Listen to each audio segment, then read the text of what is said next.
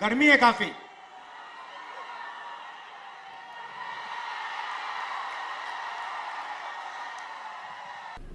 देखिए, राहुल गांधी जी का one point agenda है कि बिना मुंह धोए मोदी जी को कोसना। सुबह उठ करके हाथ मुंह धोए बिना मोदी जी को गाली देना शुरू कर देते हैं। और जो आदमी, जिस व्यक्ति को ये नहीं पता कि अपना झूठा पानी अपने सर पे नहीं डाला जाता,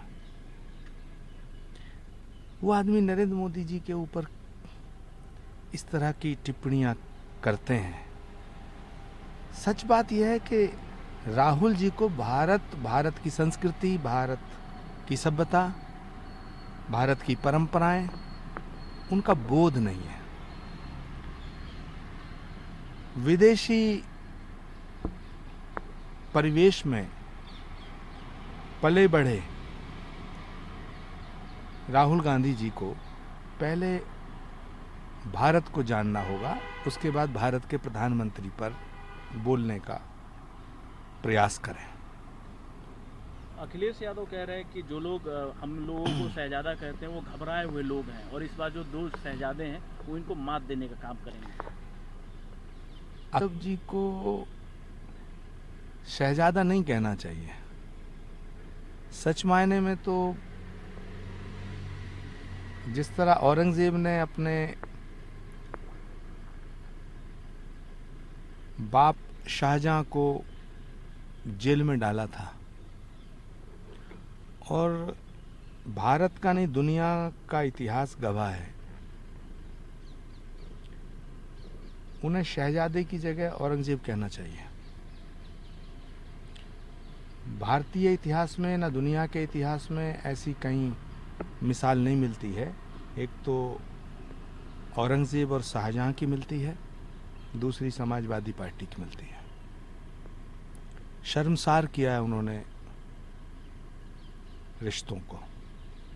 कांग्रेस के नेताओं के द्वारा अब कहा जा रहा है कि प्रधानमंत्री 400 पार का नारा अब नहीं दे रहे हैं। उनको एहसास हो गया कि 400 पार नहीं हो रहा है। इस श्रृंखला में प्रियंका गांधी का भी नाम शामिल है, वो भी इस बात का जिक्र कर रही है। 4 तारीख 400 पार, 4 तारीख आने दीजिएगा। इससे पहले कुछ भी कहना ठीक नहीं होगा। प्रधानमंत्री पश्चिम बंगाल के दौरे पर थे। उन्होंने कहा कि टीएमसी संघर्ष कर रही है आज पश्चिम बंगाल में, इसीलिए बीजेपी के नेताओं की गिरफ्तारी की जा रही है। सीटों की भी जिक्र किया कि विधानसभा में हम लोग कमजोर थे, पर किस तरीके से मजबूत होकर भारतीय जनता पार्टी जो है बंगाल में उभरी है।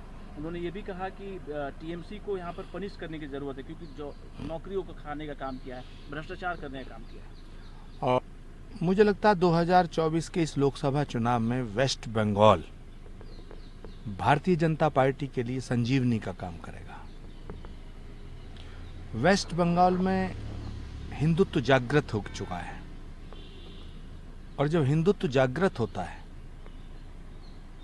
तो जय श्री राम से चिढ़ने वाले लोगों की लंका दहन हो जाती है। ममता दीदी के प्रति मेरी बड़ी सहानुभूति है, हमेशा रही है, लेकिन इस बार टीएमसी का बोरिया बिस्तरा बंगाल की जनता ने बांधने का फैसला कर लिया है।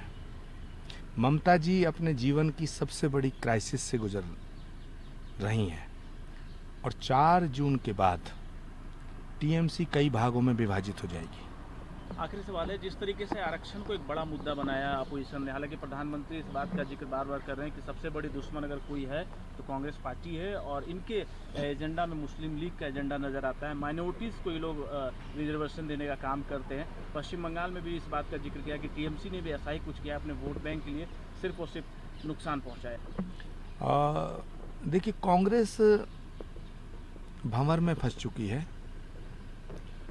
और कांग्रेस को भंवर में लाने का काम किसी गैर ने नहीं किया है, कांग्रेस के सबसे बड़े नेताओं ने किया है। कांग्रेस की नैया को पार कराने की जिम्मेदारी राहुल गांधी जी की थी, और राहुल गांधी जी अपने पिछले 12-14 साल के इस कार्यकाल में, राजनीतिक इस पीरियड में, कांग्रेस की नैया को भंवर में डाल करके और अब अपने ऊपर झूठा हुआ पानी पी करके अपनी गर्मी मिटा रहे हैं। मुझे लगता है कि अब कोई रास्ता बचा नहीं है।